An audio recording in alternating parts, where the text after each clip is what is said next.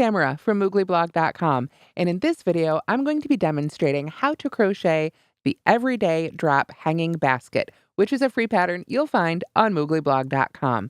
As you can see, it's a great small size for keeping track of your everyday items like keys, gloves, a wallet, things that you tend to misplace. It's got a great big loop here at the top that you can adjust for your size, but you can hang it up wherever it's handy. So let's get started. To make the Everyday Drop Hanging Basket, you need about 50 yards of yarn, and I used Bernat Future Inspire, which has over 100 yards per skein, meaning you can get 2 baskets out of 1 skein of this yarn. The color I happen to have is Slated. You also need a 9mm crochet hook. This one is by Furls. It's also always a great idea to have a couple of stitch markers handy. Here you can see the finished basket. We start right back here with a circle and work our way out. So this is made all in one piece. There is one turn that you'll want to watch for. We work all the way up to the top until we add this hanging loop. And again, you can make this loop as big or as small as you need to fit your space. Let's get started. To begin your basket, we start by making a magic circle. To do that, I'm going to take my non-hook hand and go over the first finger twice towards me, just like that. Then I insert my hook under both of those loops, grab the one that's furthest back and pull it just under the other one. Then I yarn over and pull through, and now I'm ready to start stitching. Every time you stitch into a magic circle, make sure you go into the circle itself and that you trap that little tail end inside your stitches. Once you've got the magic circle made, we chain 1, and then we half double crochet 10 times in the ring. So I always like to put the first stitch in here before I make the rest. And, well, of course, but also before I take my finger out. You can see once I start putting that stitch in there, the circle stays open really nicely. Now that I've made the first stitch, I'm going to take a stitch marker and put it right in that stitch. I will also put a stitch marker in the last stitch of each round so that I don't lose my place as I come back around for the next round. So there's our first half double crochet. I need to add 9 more. Once you've worked 10 half double crochets into the ring, again, making sure to trap that little tail end inside every stitch, then you can pull down on the tail end to close up the ring. Make sure that when you weave in this end, you weave it back and forth in both directions. Then we're ready for round 2. But one more thing, I almost forgot, we do need to close with a slip stitch. I just like to pull on that tail end before I do that. Now, before I finish that slip stitch, I'm going to go ahead and put a stitch marker right in the last stitch of the round as well. This will keep me from accidentally working into the slip stitch later. Now, this pattern will have some unique moves involving that slip stitch later, but for now, it's just a slip stitch. For round 2, and the next couple rounds after that, we're essentially just working in a flat circle. So for round 2, our standard increase for a flat circle, we chain 1, and then work 2 half double crochets in each stitch around, for a total of 20 stitches. So here we are at the end of round 2. Round 3, we continue our flat circle with a standard increase, which means we chain 1, half double crochet in the first stitch. Let's move that stitch marker on up.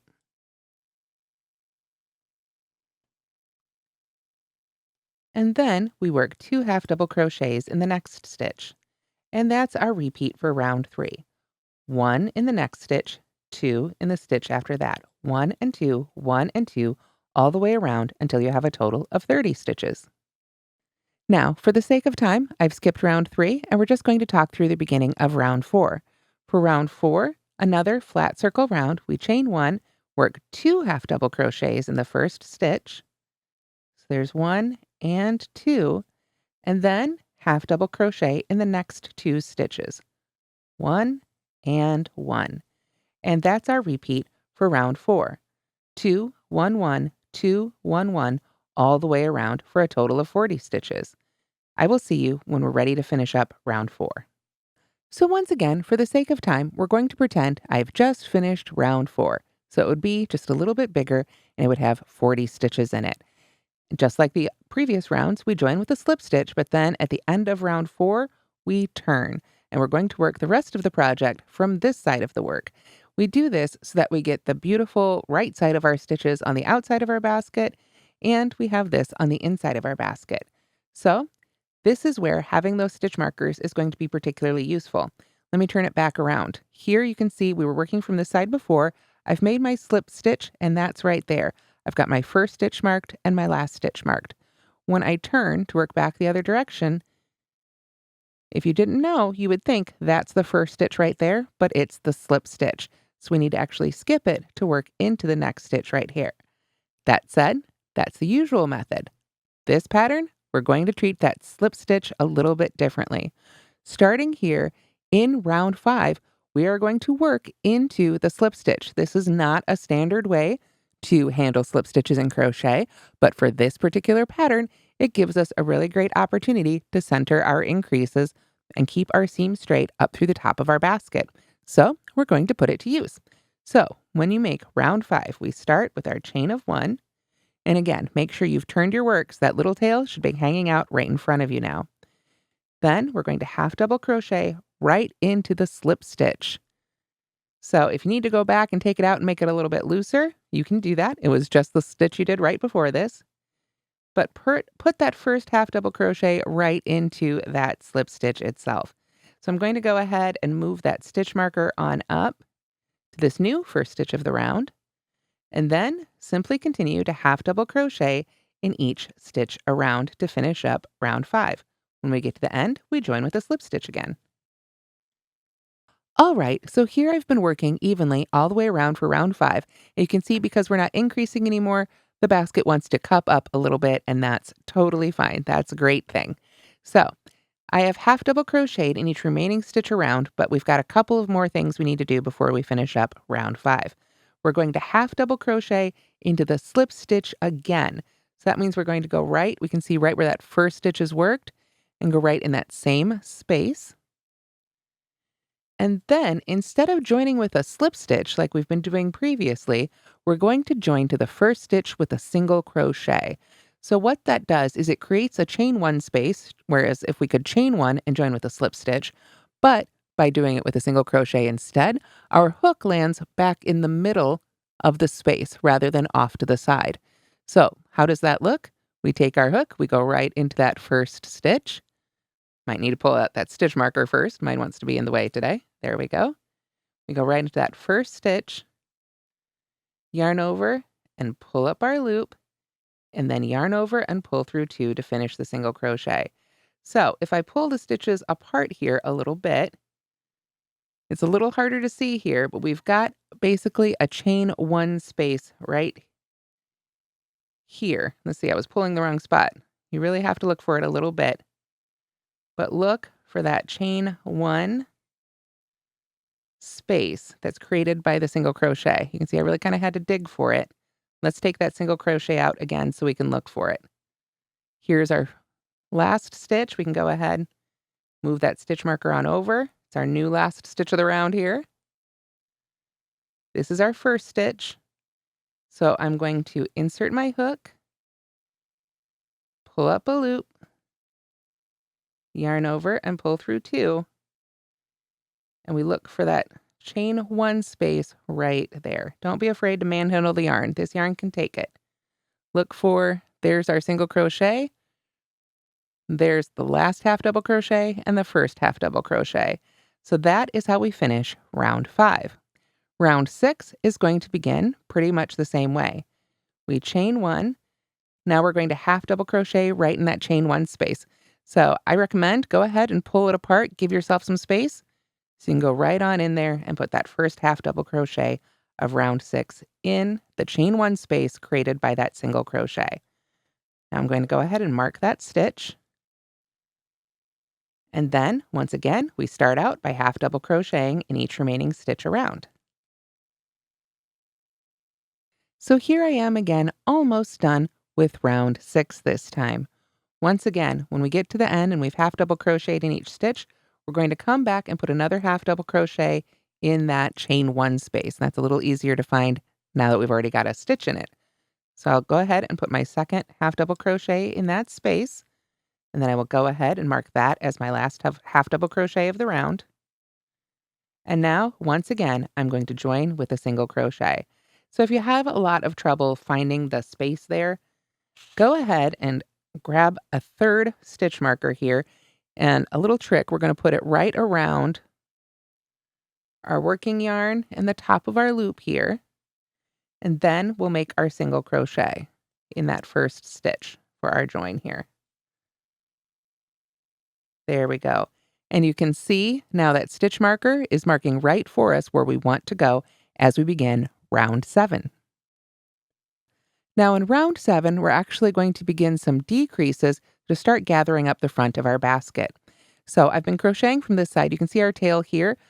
This is going to go back against the wall when our finished basket is hanging. So now you can see we're coming in to start gathering up so that our basket will actually hold things. So round 7 starts the same way. We chain 1 again and half double crochet in that chain space. You can see how having that stitch marker right there makes it a lot easier to find. So we'll put that right in that space like so. There we go. And then I'm going to go ahead and just leave that stitch marker hanging out there so that when I come back around, I know exactly where that chain 1 space is. But I am going to steal this stitch marker right here and put it in the top of this new first stitch for round 7. So now, obviously, I have a much smaller sample here, so I don't have quite as many stitches to work with, but we can still work through a lot of this and talk through it together. After you've half double crocheted in the chain 1 space, you're going to half double crochet in the next 10 stitches. So you'll want to count out all the way to 10 here. On our little sample, I think I'll do about 5.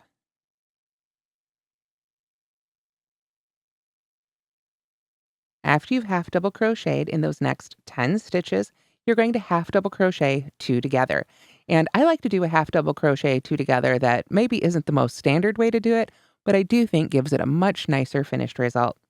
We're going to yarn over and go right into the next stitch and pull up a loop.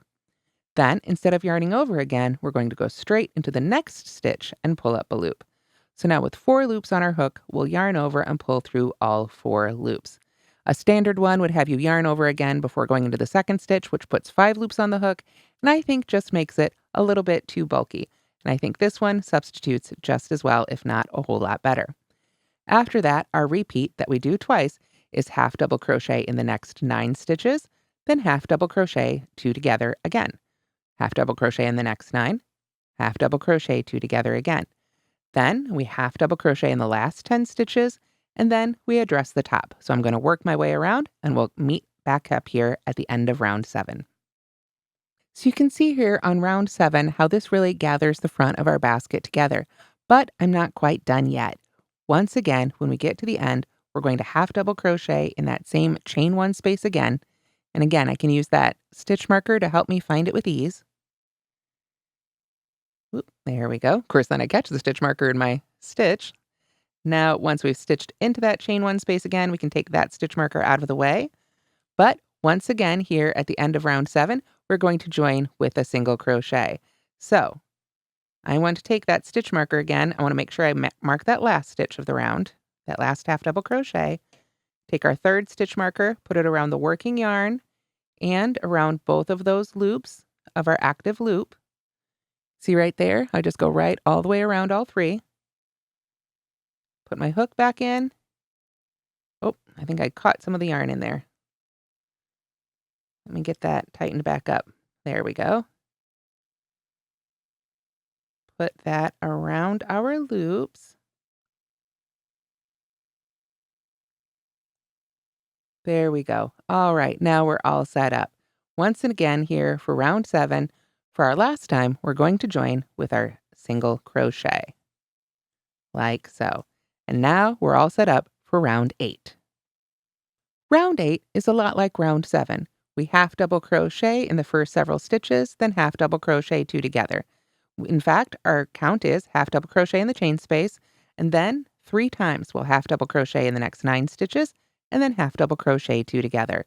Then we wrap it up by half double crocheting in the last 10 stitches, half double crochet in that chain 1 space again, and then we have a very unique join. I'll show you how that works. So as you finish up round 8 and you've half double crocheted in all those stitches and made your 3 decreases, you'll come back around and half double crochet again in that chain 1 space. But then instead of joining with the single crochet, we are going to chain 3, 1, 2, and 3. And now we're going to join with a treble crochet. What this does, let me yarn over twice here. What this does is create the size of our hanging loop. I wanted a decent sized loop on mine, but nothing too big. By chaining 3 and then treble crocheting into the first stitch, you can see really easily, much easier than we could see with our single crochets, how this lands our hook back in the center of our loop or our chain space. So we're calling this a chain 6, 3 and 3. So why am I going into details? Because you can change the size of your loop to fit your needs. Think about where you want to hang that basket. Do you want it to be on a tiny hook? You might not want such a big loop. Maybe you're only going to chain 1 and join with a double crochet. That's another option. Or chain 2 and join with a double crochet. Try it out. See what works to create the loop size you need. If you need something much bigger, say to fit over a standard twisty doorknob, then chain about half of what you need to get around your doorknob, and then make as many yarn overs and work the same stitch on the other side. Whatever it is, this is how we create the size of that loop. So you can use your stitches and get creative. I chained 3, so I yarned over twice to create a stitch of the same height on the other side. That is how we finish up round 8. And now we're ready for round 9, which is the last round of our basket. Now, if you've adjusted the size of your loop, you may need to adjust the number of single crochets you make right here. What we want to do is just make enough single crochets working right into this chain 6 loop now, or however many chains yours would represent, depending on the size of your loop. We want to work enough single crochets in here basically just to cover it up nicely. For me, I found that was 4. You may need to add 1 or subtract 1 depending on your gauge and if you've substituted the yarn. There we go. So I find 4 single crochet covers up that half of it really nicely. Then we're back to crocheting into our basket and we're going to switch back to half double crochets. So I'll get this stitch marker out of the way and we half double crochet in the next 10 stitches. Again, I have a much smaller little sample here, so I'm just going to go with 5.